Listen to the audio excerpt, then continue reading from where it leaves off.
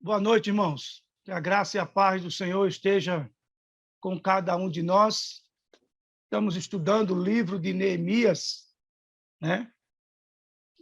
Um tempo muito importante de a gente estudar esse livro, porque ele nos traz algumas verdades e algumas realidades para a igreja no tempo de hoje e também para nós que exercemos uma liderança, né, na nossa igreja.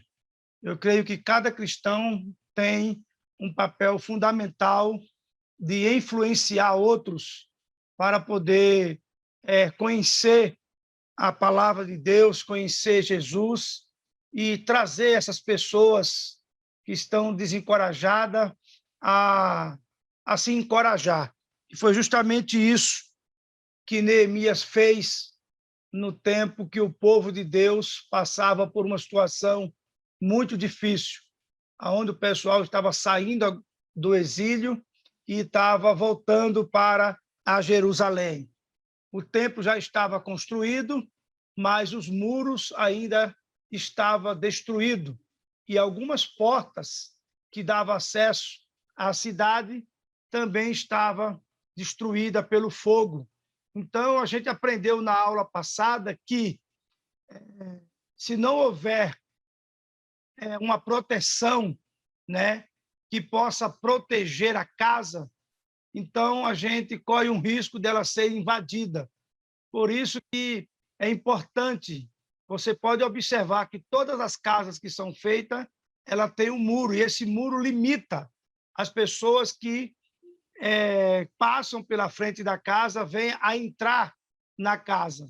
Então, quando a gente olha para essa verdade, a gente vê que Deus ali, ele levanta Neemias, né, um copeiro, para realizar uma função muito importante na história do povo de Deus. E na Bíblia está repleto de homens e mulheres que foram ousado pelo Senhor para realizar a sua obra, para fazer o seu trabalho. Então, isso demonstra que Deus escolhe quem Ele quer, Ele chama quem Ele quer para realizar o trabalho que Ele tem para o seu povo. Então, a gente viu aqui o chamado de Neemias, né? A gente viu o que significa a palavra Neemias, Deus consola, né? Realmente, Deus ainda continua consolando. A gente viu também o chamado por Deus, 14 anos depois da expedição de Esdra a Jerusalém, em 444 a.C., Neemias recebeu urgente e preocupante notícia sobre Jerusalém. Apesar do Santo Templo já estar funcionando conforme a lei levítica, a cidade ainda encontrava abandonada, né? E também a gente viu orando em tempo de crise, né? Quando Neemias ele recebe a notícia ali no capítulo 1, no versículo 3, ele recebe a grande notícia de que a cidade está totalmente destruída e o povo também está vivendo numa grande miséria. E também a gente viu que a parte da intercessão de Neemias, né? Ele adorou a Deus, conforme o texto lá que a gente viu, no capítulo 1, no versículo 5, né? Neemias fez uma oração e ele adorou a Deus, dizendo que ele era o Deus criador de todas as coisas, né? Ele que fez o céu, ele que fez a terra. E ele também diz que ele é um Deus temível, né? Então, a gente vê, na segunda parte, ele intercede pelo seu povo, né? A gente vê ali no versículo 1:6, estejam, pois, atentos os teus ouvidos e os teus olhos abertos para acudirem à oração do teu povo. Ele está dizendo, Deus, que o teu ouvido esteja aberto, né? Para poder ouvir a oração do teu povo, né? Então, dentro desse estudo, a gente pode tirar algumas lições para o nosso tempo de hoje, né? O autor coloca que a igreja precisa orar e suplicar ainda mais a intervenção de Deus em nossa nação. A gente fala muito de Segunda Crônica, no capítulo 7, Segunda Crônica 7:14, né? Mas é uma do propósito que a igreja tem de orar para que Deus intervenha, para curar a nossa terra, para sarar a nossa terra, para nos trazer arrependimento aos corações da nossa nação. Temos de interceder, chorar e jejuar por nosso país, né, antes que seja tarde. Então, eu creio que, num tempo como esse, a igreja precisa se levantar com um único propósito, de orar, de jejuar, de clamar a Deus pela misericórdia do Senhor. Eu sei que hoje nós queremos a justiça de Deus, né? Que Deus venha para exterminar, para que Deus venha para destruir, para que Deus venha para matar. Mas o papel fundamental da igreja é clamar pela misericórdia do Senhor em favor do seu povo, né? A Bíblia deixa isso bem claro, Deus não tem prazer na morte do ímpio, mas que o ímpio venha a se converter dos seus maus caminhos. Então, esse é um papel fundamental da igreja, orar por um arrependimento, orar por um despertamento no coração do povo que está distante de Deus. Então, a gente jamais podemos nos reunir para dizer, Deus, faz a tua justiça, mas que a justiça do Senhor seja feita por misericórdia e por graça. A gente sabe que tem muitas pessoas hoje vivendo sob uma opressão do diabo, né? Satanás tem aprisionado muitas pessoas. Então, precisamos orar para que isso seja quebrado, para que isso seja destruído pelo poder do nome de Jesus, para que essas pessoas, através do Espírito Santo, ela possa entregar a sua vida a Deus, né? É como ele diz no Neemias 1:6b, a confissão foi certamente um dos pontos altos da oração de Neemias. Ele tinha consciência do pecado do seu povo contra Deus. Então, a gente tem que clamar ao Senhor por isso, né?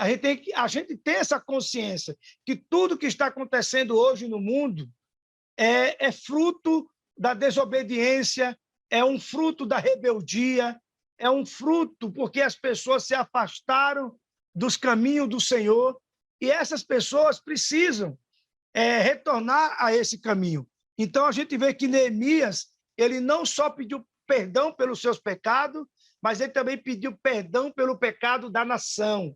Então, eu creio que é o que mais falta hoje na igreja, é isso, irmãos. É nós se colocarmos como Neemias, orar para que haja um arrependimento na nossa nação. Porque não adianta, irmãos, a nossa nação hoje, ela está cheia de pregação, de pregador. Tem muitas pessoas que sabem o que está escrito na Bíblia, né? Mas ela não consegue viver isso. Por que ela não consegue viver? Porque ela não tem dado o tempo necessário da sua vida em favor do povo.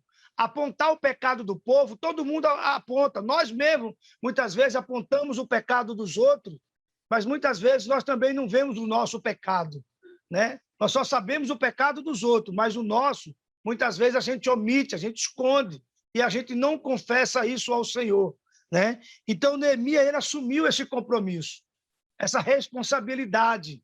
Eu creio que quando nós formos orar, quando nós formos chegar na presença de Deus, a gente precisa assumir esse compromisso também diante do Senhor.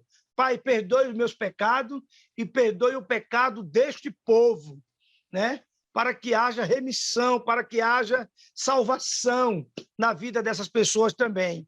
Porque a Bíblia diz que o Senhor não tem prazer na morte do ímpio, mas que o ímpio venha se arrepender e que venha conhecer o amor de Deus através da vida de Jesus.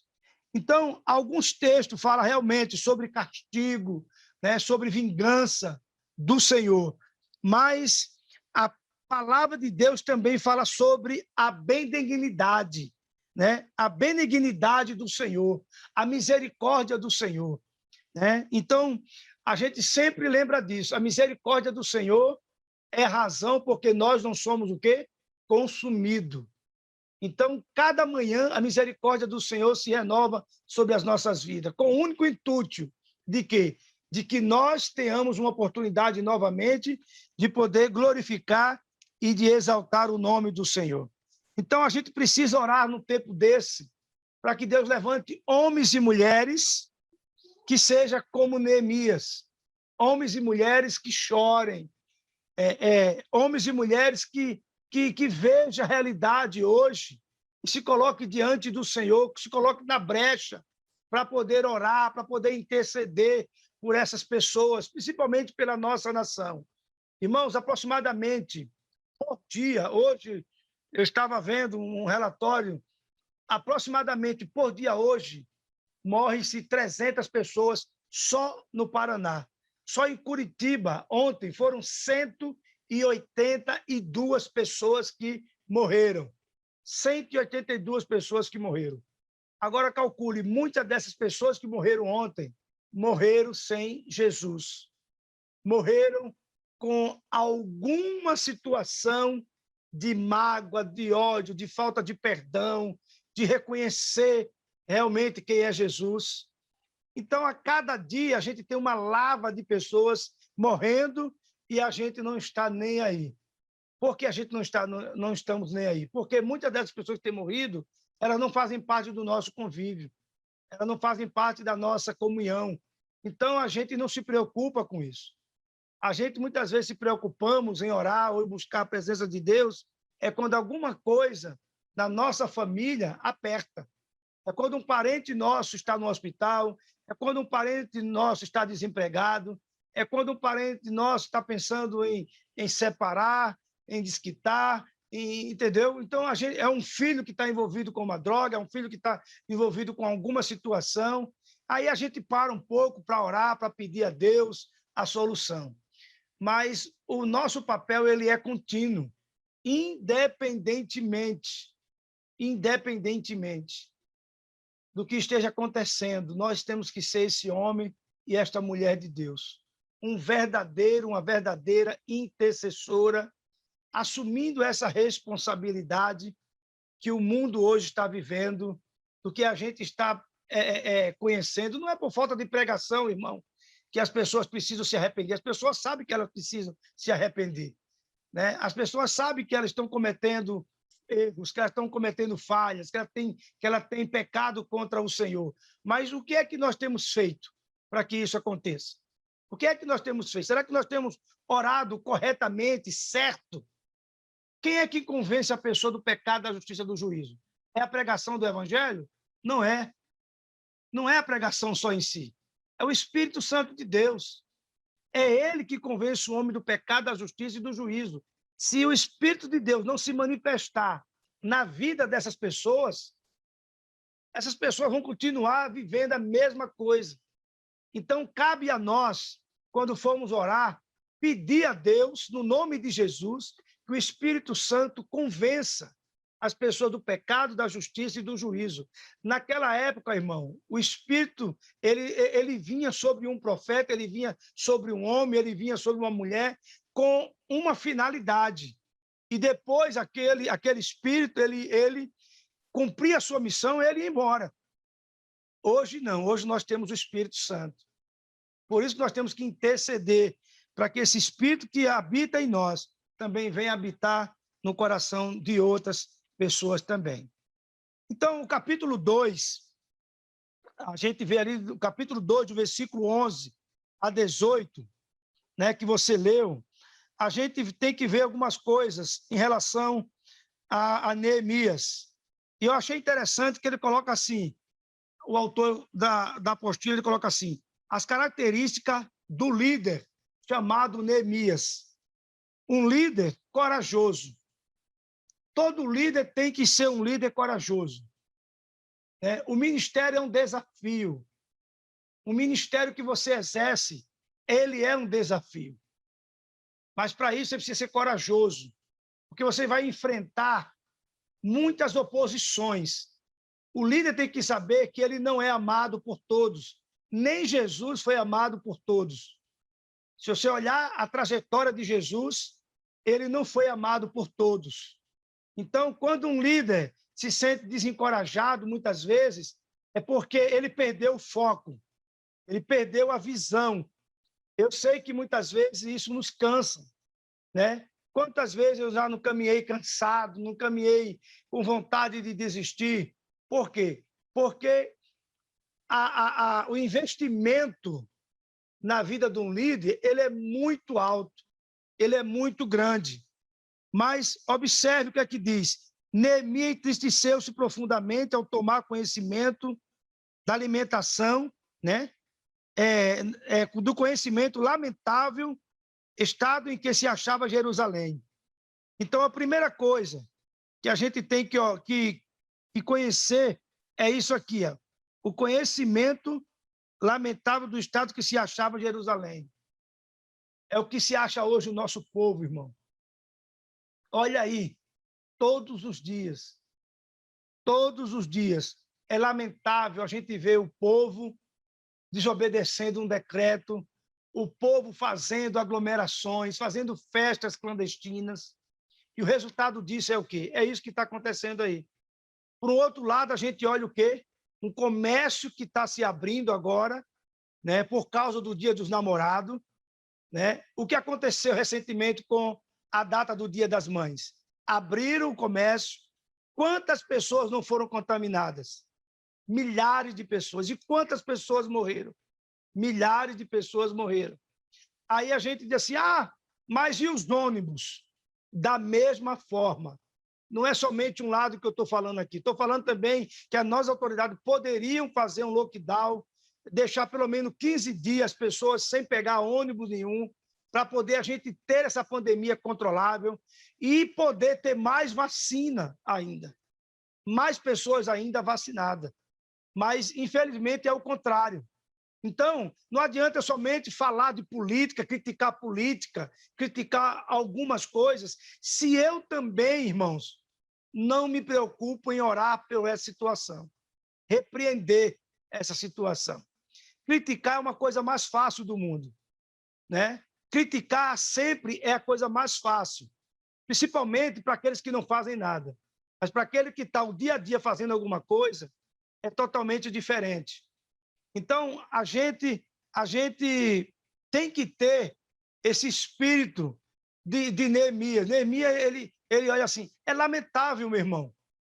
É lamentável. Hoje mesmo, um pastor, colega meu, colocou no grupo do pastor que ele fez um culto fúnebre ontem, 1h da madrugada.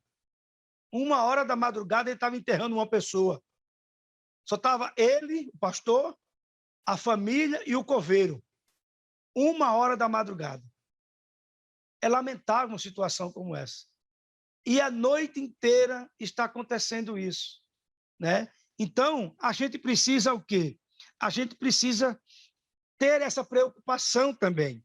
Então, ele vai narrando e vai dizendo assim, Artaxerxes logo percebeu que havia algo de errado com o seu copeiro, pois não se podia demonstrar contrariedade diante do rei, embora estivesse se arriscando perigosamente, porque, na verdade, ele se arriscou.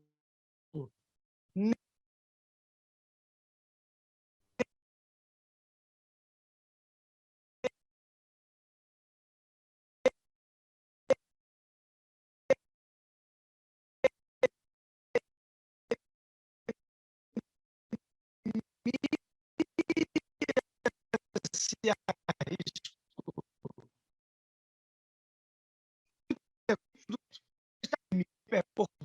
Essa é construído, né? Então, um outro ponto, ele foi um líder prudente, né? Ao chegar a Jerusalém, Neemias agiu com muita discrição e prudência, né? Como não queria chamar a atenção dos inimigos. Observou durante vários dias, sempre à noite, o estado que se encontrava os muros e as portas da cidade. A ninguém contou a respeito dos seus planos, né? Então, muitas vezes, nós temos que ter essa sabedoria, meu irmão, de a gente também ver com quem a gente está caminhando, você observar com quem está andando com você, né? Se essa pessoa realmente é uma pessoa digna da sua confiança, né? E aprender com todas as circunstâncias que você está envolvido nesse trabalho, que você está envolvido nesse processo. Então, aqui, a ninguém contou a respeito dos seus planos. Neemias 2,16, né? Ele não contou a ninguém o seu plano. Ele só veio a revelar o que Deus lhe havia posto no coração no momento oportuno. O verdadeiro líder age e fala na hora certa, e o faz sábia e discretamente, né? Às vezes a gente perde essa oportunidade. Eu confesso que eu errei muito, mas agora eu estou mais prudente, né? Porque nem todos que caminham com a gente quer dizer que está com a gente.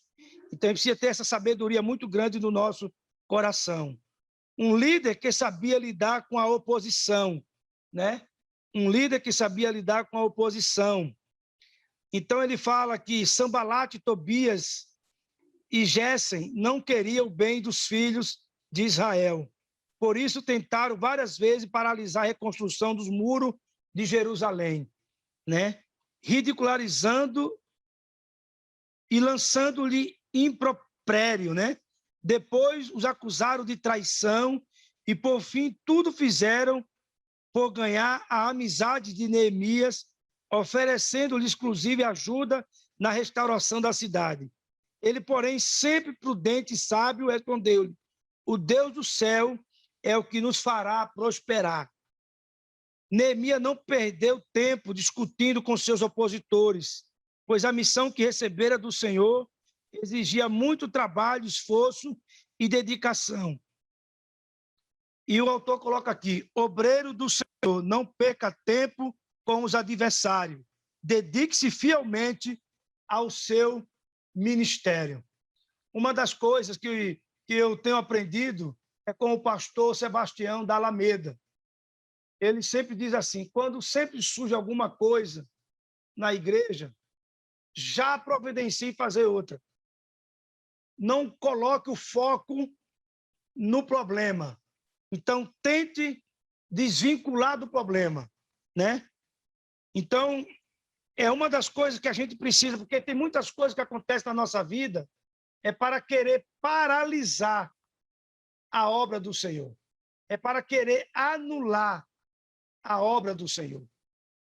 Então, isso é muito importante. Por isso, você que está no ministério, né? A gente precisa ter muito cuidado sobre isso, irmãos. Satanás não está satisfeito com aquilo que você vem fazendo. Satanás nunca está satisfeito com aquilo que você vem realizando na obra do Senhor. Por isso que você precisa se reanimar novamente, né?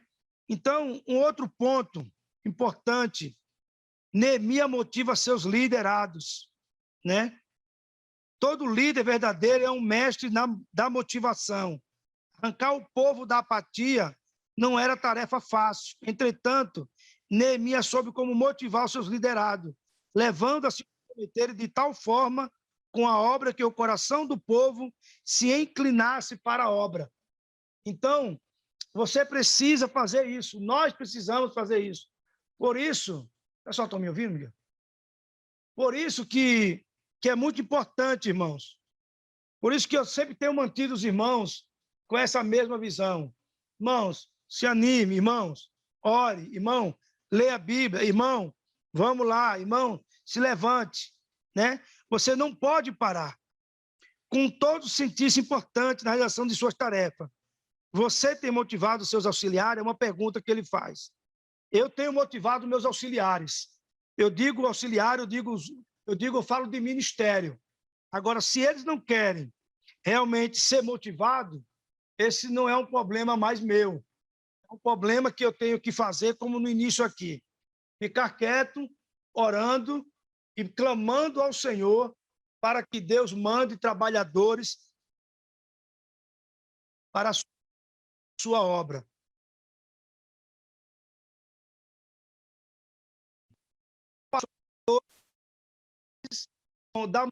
Leva espiritual, a sua vida de liderança, ela mesmo que se exclui. Eu creio que ninguém tira o trabalho de ninguém. É a própria pessoa que não leva a sua vida tão a sério, o seu ministério tão a sério, que ela acaba, muitas vezes, se distanciando daquele papel que ela foi chamada para exercer. E aí, quando vem outros, fulano chegou, já está trabalhando na igreja, fulano chegou, já está fazendo na igreja. Por que está fazendo, irmão? A obra de Deus, ela não para.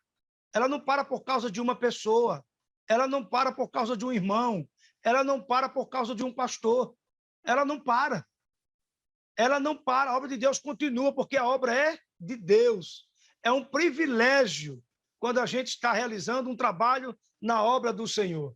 Se tem deficiência, qual é o meu papel como um líder? É orar para que Deus supra aquela necessidade. Não é uma necessidade de crítica, mas é uma necessidade de oração.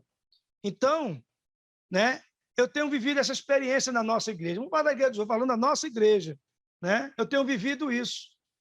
Ninguém pode dizer que não é substituível. Todos nós somos. Todos nós somos substituíveis. Todos nós. Né? Então, é importante que a gente se enquadre dentro desse processo. Então, Neemias, ele falava isso, ele incentivava. Né? Irmãos, vamos lá, irmão, vamos orar. Irmão, vamos ler a Bíblia. Irmão, venha nos cultos. Irmão, exerça o seu ministério. Né? E, às vezes, a gente não quer. Neemias estabelece parceria. Neemias tinha consciência de que sozinho não poderia cumprir a sua missão. Olha aí, gente. Ninguém vai cumprir uma missão que Deus deu sozinho.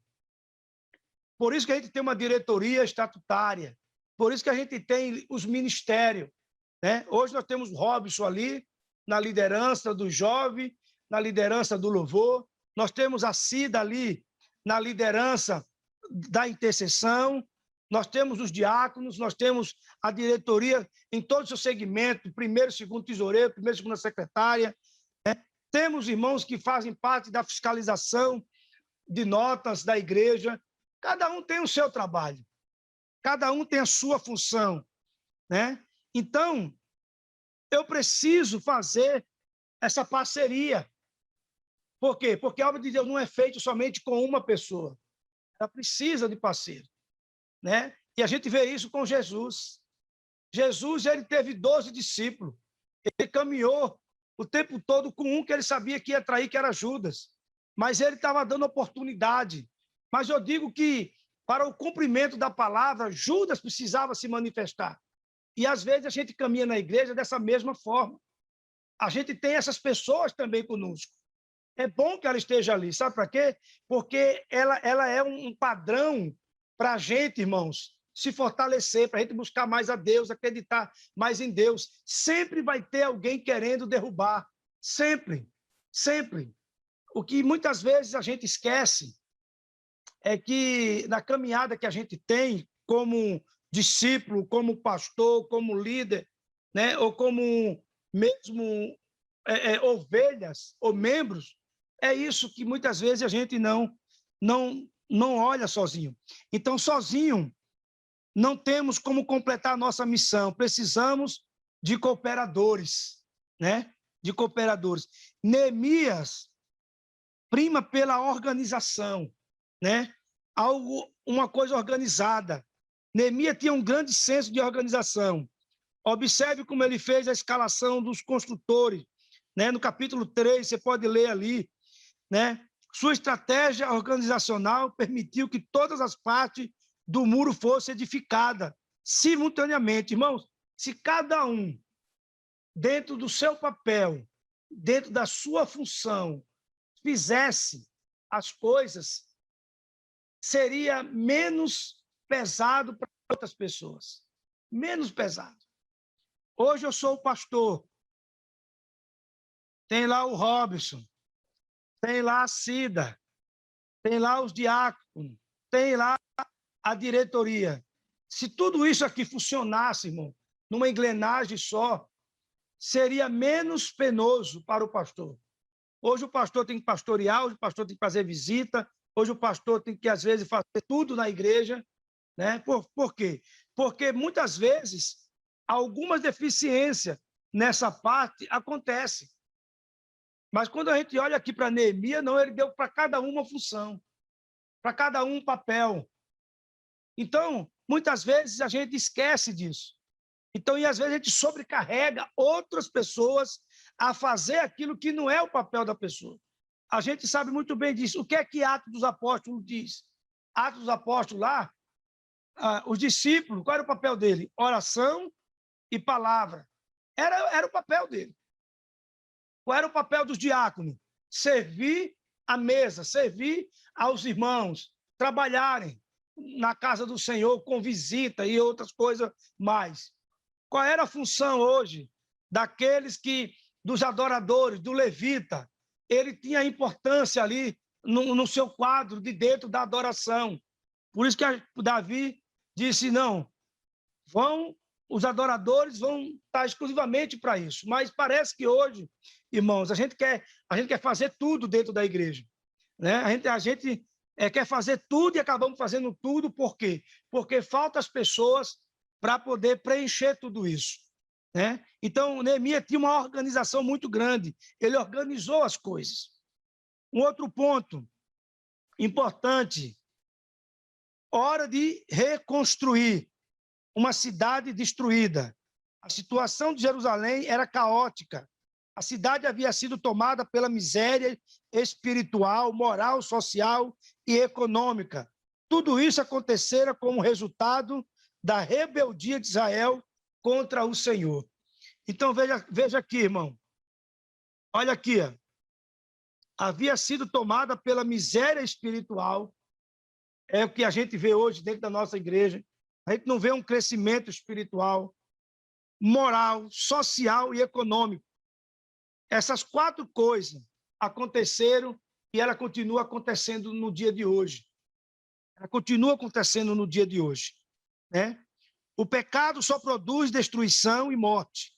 Infelizmente, algumas igrejas vivem situações semelhantes.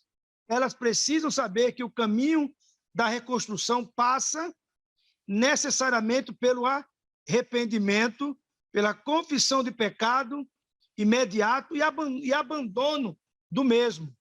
Deus haverá de restaurar prontamente o seu povo. Eu vejo os seus caminhos e lhe sararei. Também os guiarei e lhe tornarei a dar a consolação. Isaías 57, 18.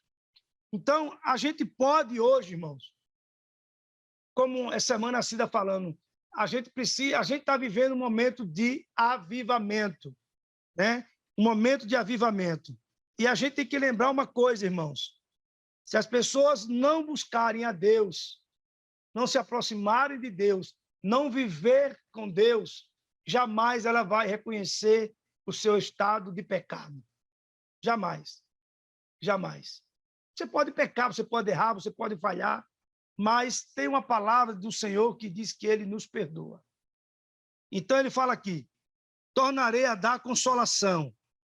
Eu vejo os seus caminhos, o Senhor vê os nossos caminhos e Ele vai sarar. Esse é o desejo do Senhor, querer sarar, né? E também guiar a sua igreja, guiar o seu povo.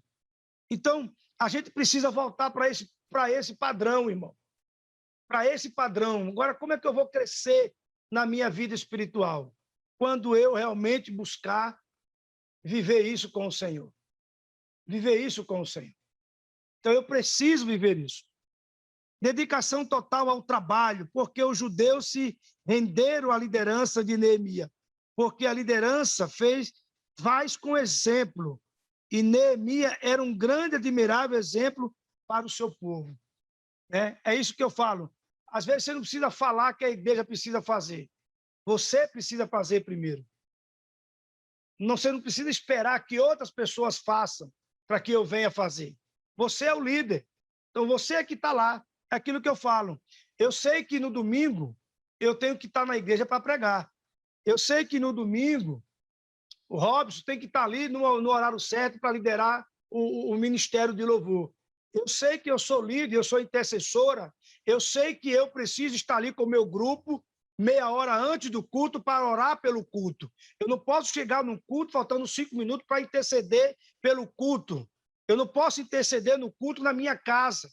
Eu tenho que interceder no lugar onde vai acontecer o quê? O culto, aonde o culto vai estar. Então, eu preciso estar ali. Eu preciso mobilizar as pessoas que estão no meu grupo de intercessão, dizer, irmã, nós precisamos estar ali meia hora antes. Para quê? Para orar pelo louvor, para orar pela palavra, para orar pelo culto, porque é uma batalha muito grande, é uma luta muito grande. E a responsabilidade do intercessor, ele sabe muito bem disso. Ele sabe da responsabilidade dele, ele sabe que é a guerra, ele sabe que é um ministério que Deus deu para ele. Então, eu preciso estar ali, meia hora antes. Eu preciso estar ali. Para quê? Para pedir a Deus que tudo que vai acontecer ali no templo, né, que vai acontecer ali na igreja, né, qual é o meu outro papel? É estar ali na igreja, para estar recebendo as pessoas que vão chegando, receber as pessoas que estão ali. Eu não preciso ir para a igreja simplesmente por ir. Eu preciso ir para a igreja para adorar a Deus, para adorar o Senhor. E graças a Deus que a nossa igreja, ela tem melhorado isso. Ela tem melhorado isso. Hoje a gente vê o nosso louvor fluindo. Mas por que ele está fluindo? Porque está tendo comprometimento de oração. Tem irmãos que estão jejuando, tem irmãos que estão orando. Esse dia eu falei para o Robson, eu digo, nós estamos orando, né? A gente não está falando para a igreja, mas eu e a irmã Cida, que a gente tem mais um contato na parte de oração, a gente tem orado pelo Ministério de Louvor, nós temos jejuado pelo louvor. Para quê? Para que o louvor prepare toda aquela atmosfera do culto. E se o culto hoje está fluindo, é por causa de quê? Por causa disso. O Robson está preparando o pessoal lá, está cobrando o pessoal, tal. Tem que fazer isso, tem que fazer aquilo outro. Glória a Deus. Mas a gente ainda precisa, irmãos. Precisamos de pessoas na recepção, na porta. Ah, mas estamos vivendo um tempo de pandemia. Correto, certo, não tem problema nenhum. É verdade. Mas a gente está tendo culto, mesmo com essa situação, com 25 a 26 pessoas todo domingo. Todo domingo. Já tivemos domingo que teve quase 40 pessoas. Então, está chegando novas famílias na igreja. Está chegando novas famílias na igreja, está chegando pessoas novas na igreja. A gente precisa de pessoas para serem discipuladoras, para discipular os irmãos. Nós estamos precisando de líder para trabalhar, entendeu? Eu sei que a gente não vai fazer a obra do Senhor em um dia só. Mas esse livro de Neemias, que eu tenho desafiado aos irmãos a lerem, a estudarem, a pesquisarem, faça isso. Ore por isso. Creia, peça a Deus, porque a gente está vivendo esse momento. Então, ele fala sobre a dedicação do trabalho, né? Seja o seu exemplo. Você trabalha no quê? Você faz o quê na igreja? Então, seja isso. Ore por isso, clame por isso. O outro ponto, a divisão do trabalho. Neemias tinha um plano de trabalho muito bem elaborado. No capítulo 3º de seu livro, há uma lista detalhada dos construtores em seu planejamento. Veja só, Neemias, em cada parte do muro